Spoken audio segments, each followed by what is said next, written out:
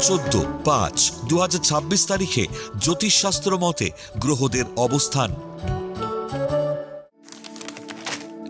চন্দ্র অবস্থান করবে মীন রাশিতে রেবতী নক্ষত্রে।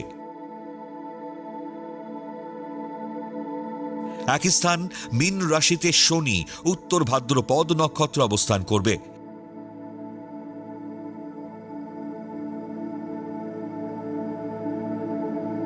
দ্বিতীয় স্থান মেষ রাশিতে রবি কৃত্তিকা নক্ষত্রে ও বুধ কৃত্তিকা নক্ষত্রে এবং মঙ্গল মূল ত্রিকোণে অশ্বিনী নক্ষত্র অবস্থান করবে।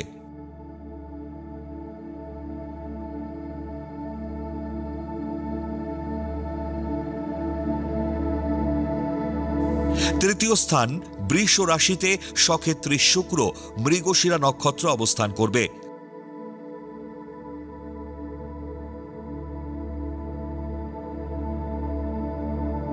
চতুর্থ স্থান মিথুন রাশিতে বৃহস্পতি অবস্থান করবে পুনর্বসু নক্ষত্রে। ষষ্ঠ স্থান সিংহ রাশিতে কেতু মঘা নক্ষত্র অবস্থান করবে। দ্বাদশ স্থান কুম্ভ রাশিতে রাহু শতভিষা নক্ষত্র অবস্থান করবে। 14/5/2026 তারিখে জন্মগ্রহণ করলে রাশি মীন, নক্ষত্র রেবতী, তিথি কৃষ্ণা দ্বাদশী, গণ দেব।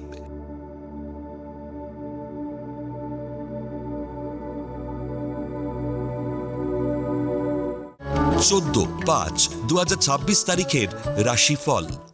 মেষ রাশি, ব্যবসায় অর্থ ক্ষতিতে মানসিক কষ্টে ভোগার যোগ।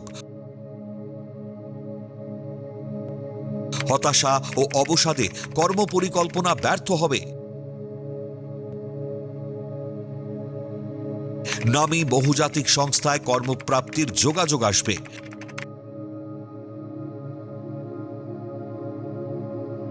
প্রেম বা দাম্পত্য জীবনে মানসিক শান্তি নষ্ট হবে। বৃষ রাশি, দীর্ঘদিনের সাংসারিক ঝুটঝামেলার অবসান ও শান্তি লাভ।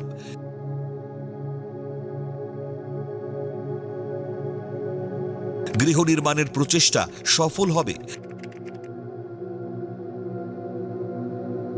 আপনার কর্মসাফল্যে গৃহে আনন্দ উৎসব হবে। জ্ঞাতিদের সঙ্গে সম্পত্তি বিবাদে সুখের ছন্দপতন ঘটবে। মিথুন রাশি, কর্মক্ষেত্রে পদোন্নতি ও আয় বৃদ্ধিতে খুশির জোয়ার বইবে। সপরিবারে তীর্থ ভ্রমণের সুযোগ আসবে। সন্তানের উচ্চশিক্ষা ও গবেষণা সূত্রে বিদেশ যাত্রা হবে। সন্তানের কৃতকর্মে সমাজে সম্মান ও প্রতিপত্তি বাড়বে। কর্কট রাশি, কর্মক্ষেত্রে ভুল পদক্ষেপে শত্রুতা বাড়বে।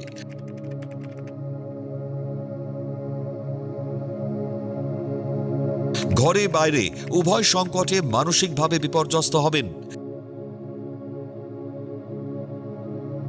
দায়িত্ব সহকারে কাজ করেও বদনামের ভাগীদার হবেন। শত্রুতার জন্য ব্যবসার গুরুত্বপূর্ণ কাজ আটকে যাবে। সিংহ রাশি, মাতৃস্থানীয় কর্তৃপক্ষের সৌজন্যে পদোন্নতি ও আয় বৃদ্ধির যোগ। খনিজ পদার্থের ব্যবসায় লাভের যোগ। দীর্ঘদিনের গৃহ নির্মাণের আশায় ব্যাঘাত ঘটবে। বিবাহযোগ্যদের বিয়ের কথাবার্তা চূড়ান্ত হয়েও ভেঙে যাবে। কন্যা রাশি, শিক্ষার্থীদের উচ্চশিক্ষা ও প্রতিযোগিতায় বাধার যোগ। কর্মস্থলে কর্তৃপক্ষের সঙ্গে ভুল বোঝাবুঝি হবে।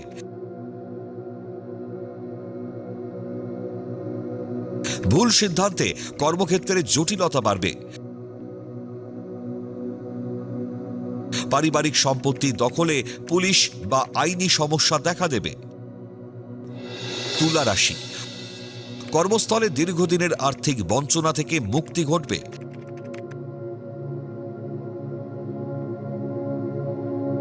গুরুত্বপূর্ণ কাজগুলি আজই সম্পন্ন করুন।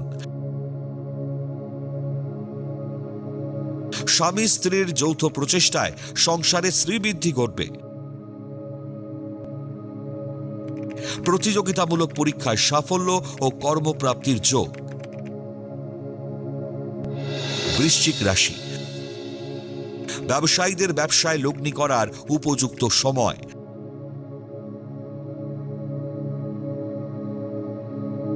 শরীরে বাতজ ব্যথার প্রকোপ বৃদ্ধিতে দুর্ভোগ বাড়বে। উদাসীনতায় কর্মক্ষেত্রে সুযোগ হাতছাড়া হবে। আর্ত পীড়িত রোগীদের সেবায় সম্মান ও প্রতিপত্তি বাড়বে। ধনু রাশি, কর্মদক্ষতায় ঊর্ধ্বতন কর্তৃপক্ষের নজর কাড়বেন।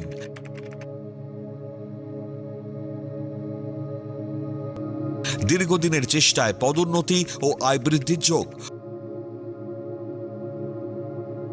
হতাশা ও উদাসীনতা পরিত্যাগ করে ব্যবসায় মন দিলে লাভের যোগ। দীর্ঘদিনের বিয়ের আশা পূরণের সম্ভাবনা। মকর রাশি, পারিবারিক ব্যবসায় ভুল লগ্নিতে অর্থ ক্ষতির যোগ। বিয়ের সম্বন্ধ পাকা করার আগে ভালো করে খোঁজ নিন। কর্কশ ও অশালীন বাক্যালাপে কর্মক্ষেত্রে সমস্যা বাড়বে। আয় ব্যয় সমতা না থাকায় ও বিলাসিতায় ঋণ বাড়বে। কুম্ভ রাশি, কর্মস্থলে গুণীজনের সান্নিধ্য লাভ ও বাহবা পাবেন। কর্মদক্ষতা ও সৃজনশীল কাজে পুরস্কার প্রাপ্তির যোগ। সঙ্গীত শিল্পী বা হস্তশিল্পীরা কর্মদক্ষতায় বিদেশ যাত্রার সুযোগ পাবেন। ভাতৃবিরোধে পৈতৃক সম্পত্তি হাতছাড়া হবে। মীন রাশি, কর্মক্ষেত্রে দীর্ঘদিনের আটকে থাকা জটিল সমস্যার সন্তোষজনক সমাধান, পদোন্নতি ও সম্মান বৃদ্ধির যোগ। চলচ্চিত্র নির্মাতা, চিত্রকর, ভাস্করদের শিল্প নৈপুণ্যতায় সুনাম বৃদ্ধির যোগ। কর্মে সরকারি স্বীকৃতি ও আয় বৃদ্ধির যোগ।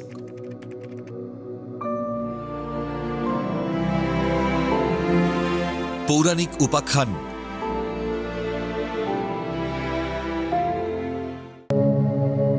নবপত্রিকার পৌরাণিক ব্যাখ্যা ও তাৎপর্য কি? নবপত্রিকা হল শারদীয় দুর্গাপূজার মহাসপ্তমীর ভোরে পূজিত 9টি বিশেষ উদ্ভিদ বা পাতা। একে প্রচলিত ভাষায় কলাবউ বলা হয়। এটি দেবী দুর্গার 9টি ভিন্ন শক্তির প্রতীক। মনে করা হয় এটি গণেশের স্ত্রী নয়, বরং দেবী দুর্গারই একটি রূপ। দুর্গাপূজার সময় নবপত্রিকা বা কলাবউ নির্মাণে 9টি বিশেষ গাছ বা উদ্ভিদ ব্যবহৃত হয়, যা দেবী দুর্গার 9টি রূপের প্রতীক। কদলী বা কলা গাছ, যা দেবী ব্রাহ্মণীকে নির্দেশ করে। দেবী ব্রাহ্মণী হলেন ব্রহ্মার শক্তি, যিনি মহাবিশ্বের সৃষ্টিশীল দিকটির প্রতিনিধিত্ব করেন। তাকে বিদ্যাদাত্রী বা জ্ঞানের দেবী হিসেবেও গণ্য করা হয়। কচু বা কচ্চি, যা দেবী কালিকাকে নির্দেশ করে। কালী শব্দটি এসেছে কাল শব্দ থেকে, যার অর্থ সময় বা কালো রং। তিনি কাল বা সময়কে গ্রাস করেন, তাই তিনি কালিকা। হরিদ্রা বা হলুদ, যা দেবী উমাকে নির্দেশ করে। তিনি দেবী দুর্গার শান্ত, স্নেহময়ী এবং শুভরূপ। দার্শনিক মতে তিনি শিবের শক্তি বা মহাজাগতিক সৃজনশীল শক্তি। জয়ন্তী, যা দেবী কার্তিকীকে নির্দেশ করে। দেবী কার্তিকী হলেন দক্ষরাজের কন্যা এবং মহিষাসুররূপী কলাকাসুরকে নিধনকারী এক রণরঙ্গিনী দেবী। কিছু মতানুসারে তিনি দেবী কৌমারী বা স্কন্দ মাতা থেকে ভিন্ন রূপ হিসেবেও বর্ণিত হন। বিল্ল বা বেল, যা দেবী শিবাকে নির্দেশ করে। পরমেশ্বর শিবের শক্তি বা সৃজনশীল শক্তির নারী রূপ, যা শিব স্বরূপিণী নামেও পরিচিত। শাক্ত ঐতিহ্যে তিনি শিবের অর্ধাঙ্গিনী ও পরিপূরক, যা দেবী পার্বতীর শিবরূপী বা শিবের গুণসম্পন্ন রূপ ধারণকারী একটি বিশেষ রূপ। দারিম্ব বা ডালিম, যা দেবী রক্তদন্তিকাকে নির্দেশ করে। দেবী রক্তদন্তিকা হলেন দেবী দুর্গা বা কালীর একটি উগ্র সংহারকারী রূপ, যার দাঁত ডালিম ফুলের মতো লাল। দুর্গা সপ্তশতী অনুসারে বৈপ্রচিত্ত নামক অসুরের বংশধরদের বিনাশের জন্য তিনি এই রূপ ধারণ করেছিলেন। অশোক, যা দেবী শোকরহিতাকে নির্দেশ করে। অশোক গাছের অধিষ্ঠাত্রী দেবী হলেন শোকরহিতা। তিনি দেবী দুর্গারই একটি রূপ বা শস্যের দেবী হিসেবে পূজিত হন, যিনি শোক দূর করেন। ধান, যা দেবী লক্ষ্মীকে নির্দেশ করে। দেবী লক্ষ্মী হিন্দু ধর্মে ধন, সম্পদ, সমৃদ্ধি, সৌন্দর্য ও সৌভাগ্যের দেবী। তিনি ভগবান বিষ্ণুর পত্নী এবং ত্রিলক্ষ্মী বা নারায়ণী নামেও পরিচিতা। মানকচু বা মান, যা দেবী চামুণ্ডাকে নির্দেশ করে। চামুণ্ডা দেবী হলেন হিন্দু ধর্মের মহাশক্তি বা দেবী দুর্গার একটি অত্যন্ত উগ্র ও শক্তিশালী রূপ। দেবী কৌশিকীর ভ্রুকুটি থেকে উৎপন্ন হয়ে তিনি চণ্ড ও মুণ্ড নামক দুই রাক্ষসকে বধ করেছিলেন, তাই তার নাম চামুণ্ডা। সপ্তমীর ভোরে এই 9টি উদ্ভিদকে গঙ্গার জল বা পবিত্র জলে স্নান করিয়ে নববধূর মতো লাল পাড় সাদা শাড়ি পরিয়ে সাজানো হয়, যাকে কলাবৌ স্নান বলা হয়। এই 9টি উদ্ভিদ দেবী দুর্গার 9টি ভিন্ন ভিন্ন রূপের প্রতিনিধিত্ব করে, যা মূলত কৃষি নির্ভর বাংলার উর্বরতা ও প্রকৃতির পুজোর প্রতীক। এটি মূলত শস্য দেবীর পূজা, যা মানুষের সমৃদ্ধি ও ভালো ফসলের কামনায় প্রকৃতি আরাধনার অংশ, যা প্রাচীন শস্য উৎসবের স্মৃতি বহন করে।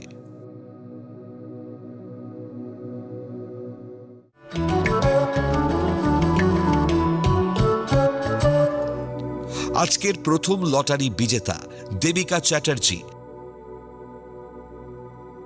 জন্ম তারিখ 15/8/2011। জন্ম সময় সকাল 7:24। জন্মস্থান চন্দননগর, হুগলি। জাতিকার লগ্ন সিংহ, রাশি কুম্ভ, নক্ষত্র শতভিষা, গণ দেবারি। জাতিকার জন্মছক বেশ ভালো। দ্বিতীয়পতি ও একাদশপতি বুধ লগ্নে অবস্থান করায় জাতিকা ভীষণ বুদ্ধিমতী হবেন। উপস্থিত বুদ্ধি বাকপটুতা ও যুক্তিপূর্ণ বাক্যে সকলের মন জয় করবে। কিন্তু লগ্নপতি রবি তৃতীয় ও দশমপতি শুক্র যুক্ত হয়ে দ্বাদশে অবস্থান করায় ব্যবহারিক প্রয়োগ বিধির ত্রুটিতে সাফল্যে বিলম্ব হবে। তবে চতুর্থপতি ও নবমপতি মঙ্গল একাদশে থাকায় এবং নবমে বৃহস্পতি থাকায় ভবিষ্যতে প্রচুর সম্পত্তির অধিকারী হবেন।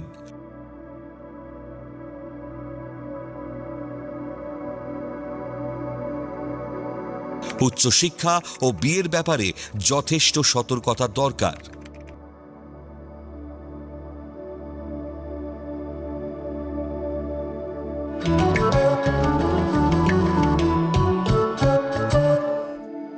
আজকের দ্বিতীয় লটারি বিজেতা শুভজিৎ নস্কর।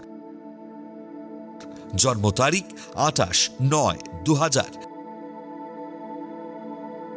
জন্ম সময় দুপুর 2:17। জন্মস্থান কলকাতা। জাতকের লগ্ন মকর, রাশি কন্যা,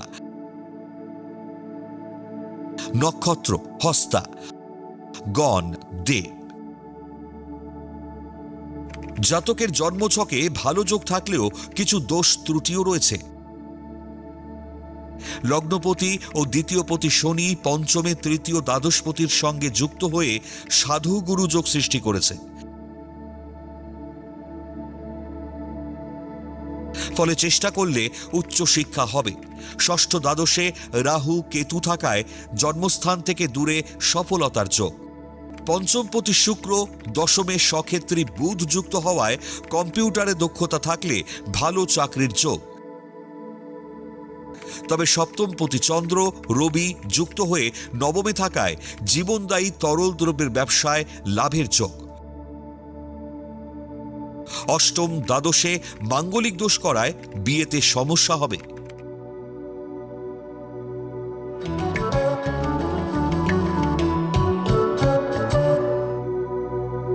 আপনারা যারা ভাগ্য জানতে চান তারা নাম, ইংরেজি জন্ম তারিখ, জন্মবার, জন্ম সময় ও জন্মস্থান পাঠিয়ে দিন 9051112531 এই হোয়াটসঅ্যাপ নাম্বারে। লটারি প্রাপ্ত বিজেতার ভাগ্য বিচার করে প্রচার করব পরবর্তী পর্বে।